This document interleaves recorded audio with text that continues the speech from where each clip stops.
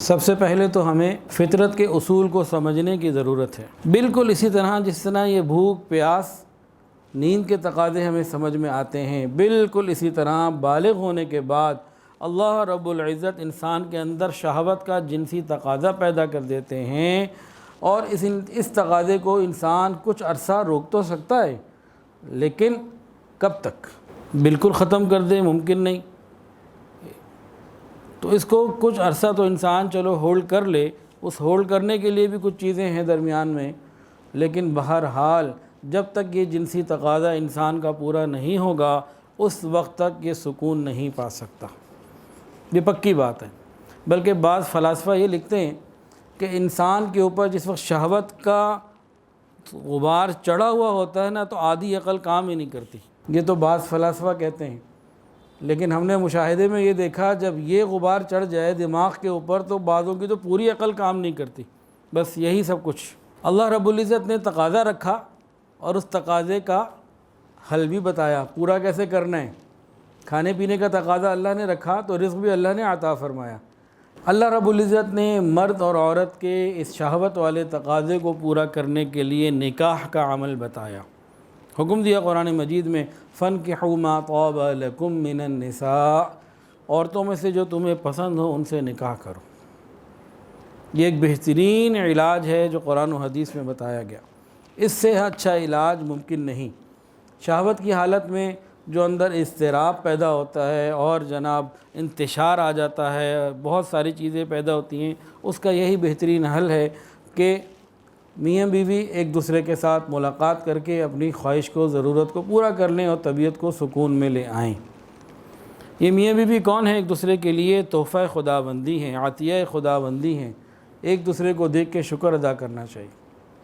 اور قرآن مجید میں آتا ہے وَمِنْ آیَاتِهِ أَنْ خَلَقَ لَكُم مِّنْ أَنفُسِكُمْ أَزْوَاجًا لِتَسْكُنُوا إِلَيْهَا، اور اس کی نشانیوں میں سے ایک نشانی یہ ہے کہ اس نے تمہارے لیے تم میں سے بیویاں پیدا کیں تاکہ تم ان کے پاس جا کر سکون حاصل کر سکو۔ تو سکون کب ملے گا؟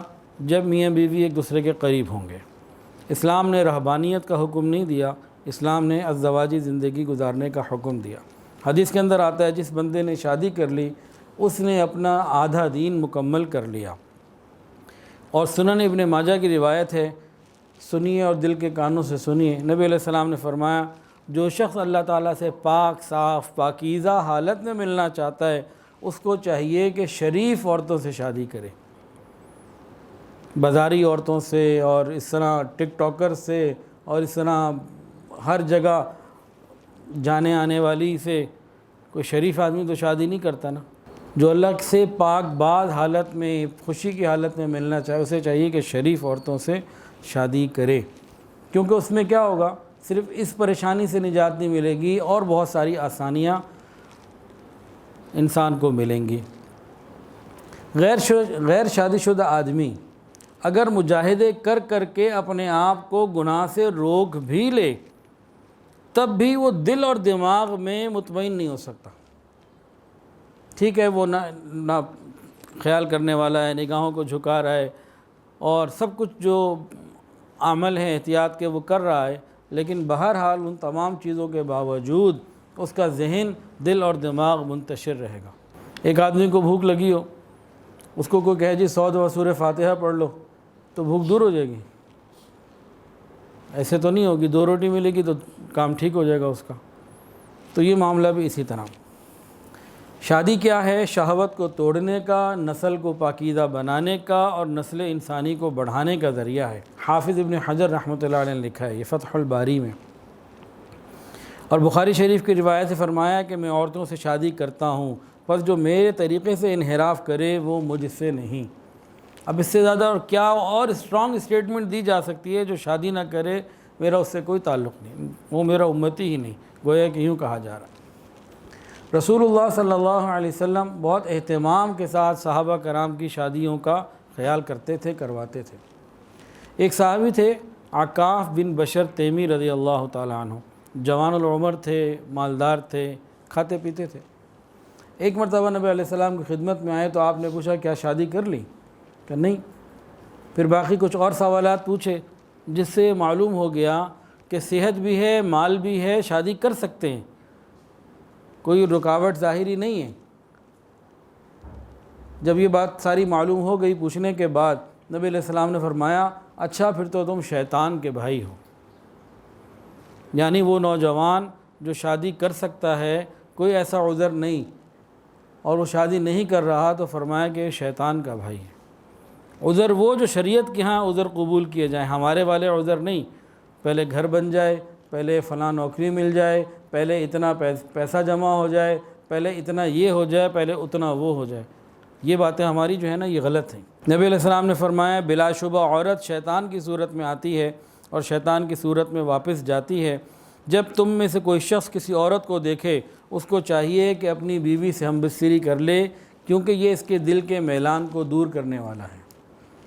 اول تو علاج کیا بتایا کہ شادی شدہ زندگی بہترین علاج ہے، لیکن انسان شادی شدہ ہو اور کبھی غلطی ہو جائے، کسی غیر محرم پہ نظر پڑ جائے کہیں پہ کسی طریقے سے بھی، اب اس کی غلطی سے نظر پڑ گئی، اس کا حسن اور اس کی چیزیں اس کو رغبت دلانے لگیں، طبیعت کے اندر تب بدلاؤ آیا، تو نبی علیہ السلام نے فرمایا کہ دیکھو تمہارے گھر میں تمہاری بیوی موجود ہے، اس کے پاس جاؤ، ملاقات کر لو، تمہارا یہ مسئلہ دل کا میلان ٹھیک ہو جائے گا۔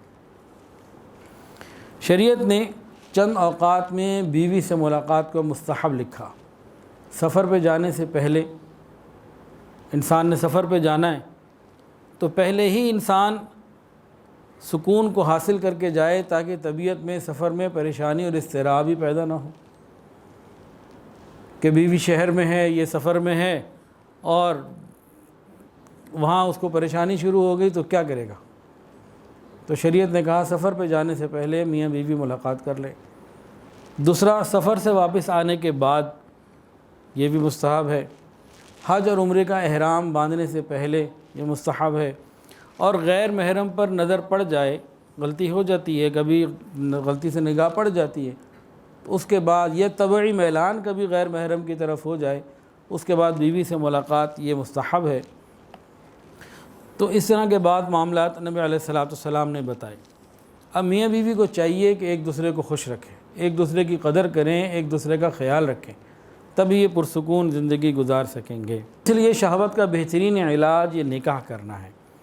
صحیح بخاری شریف میں نبی علیہ السلام نے فرمایا یا معشر الشباب، اے نوجوانوں کی جماعت، تم میں سے جو نکاح کی طاقت رکھتا ہے وہ نکاح کر لے، کیونکہ نکاح نظر کو جھکاتا ہے اور شرمگاہ کو محفوظ رکھتا ہے۔